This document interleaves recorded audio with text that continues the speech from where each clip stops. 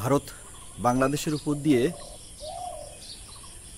যে নদীগুলো প্রবাহিত হয়ে ভারত থেকে আসা নদী বাংলাদেশে প্রবেশ করে বঙ্গোপসাগরে গেছে, এরকম ৫৪টি নদীতে ভারত বাদ দিয়ে বাংলাদেশের অংশের যে প্রবাহ, সেই প্রবাহ কিন্তু তারা নষ্ট করেছে এবং বাংলাদেশের এই ভূখণ্ড বিরান ভূমিতে পরিণত হয়েছে।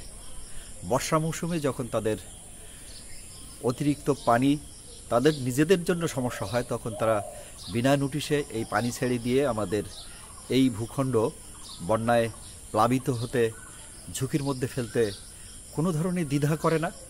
আবার শুকনো মৌসুমে তারা পানি আটকে রেখে আমাদের এই অংশ মরুভূমিতে পরিণত করছে।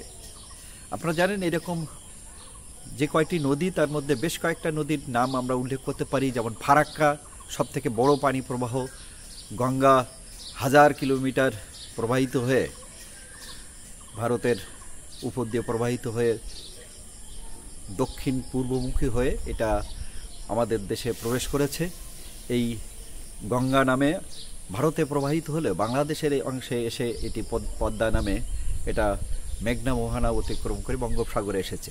এই দীর্ঘ নদীর ফারাক্কা অংশে তারা একটি বাঁধ দিয়েছে, ফারাক্কা বাঁধ যেটা বলছে। এই ফারাক্কা বাঁধের এবার 50 বছর পূর্তি হলো। এই ফারাক্কা বাঁধের জন্যে বর্ষা মৌসুমে যেমন বিহারের একটি বিস্তীর্ণ অঞ্চল প্লাবিত হয়, আবার তারা যখন এই পানি গেট খুলে দিয়ে তাদের অংশ বাঁচানোর চেষ্টা করে, ঠিক একই সময় বাংলাদেশের অংশ কিন্তু বর্ষা এই অতিরিক্ত পানির কারণে বন্যায় প্লাবিত হয়। তিস্তা আর একটি নদী। তিস্তা আমাদের উত্তর অঞ্চলের সবথেকে বড় নদী, যে নদীর প্রবাহ স্বাভাবিক প্রবাহের কারণে আমাদের উত্তর অঞ্চল এই শুকনো মৌসুমে শস্য শ্যামল হয়ে উঠবার কথা।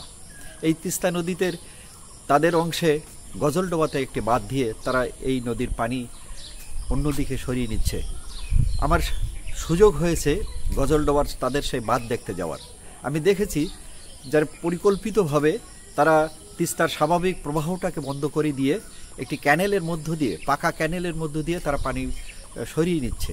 এরকম যে আন্তঃনদী পানি ব্যবস্থাপনা, সেখানে তারা বাঁধ দিয়ে ড্যাম তৈরি করে এবং জলবিদ্যুতের নামে একটি বিশেষ প্রকল্প গ্রহণ করে এই নদীগুলোর স্বাভাবিক প্রবাহ তারা নষ্ট করছে এবং বাংলাদেশের যে ন্যায্য হিস্সা সেটা থেকে বঞ্চিত করছে।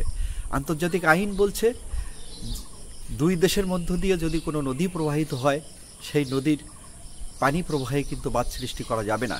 কিন্তু ভারত কোনো ধরনের এই আইনের তোয়াক্কা না করেই এই যে 54টা নদী বললাম, তার প্রতিটা নদীতেই কিন্তু তারা বাঁধ সৃষ্টি করেছে, বাঁধ তৈরি করেছে। কোনোটা জলবিদ্যুতের নামে, কোনোটা পানি সরিয়ে নেওয়ার নামে, এরকম নানান নামে নানান প্রকল্প হাতে নিয়ে এই কাজগুলো করেছে।